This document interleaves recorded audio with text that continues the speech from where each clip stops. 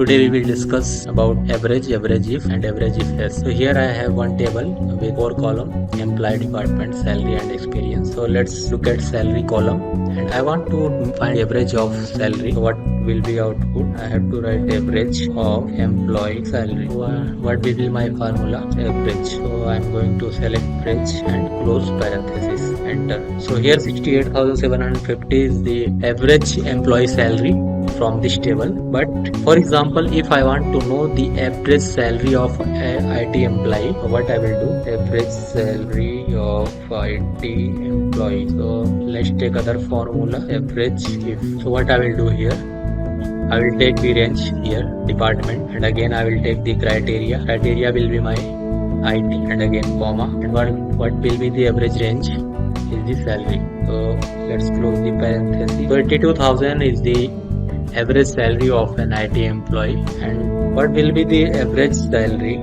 of an IT employee who have more than 7 years of experience. 7 years of experience. So here I will write average if S formula.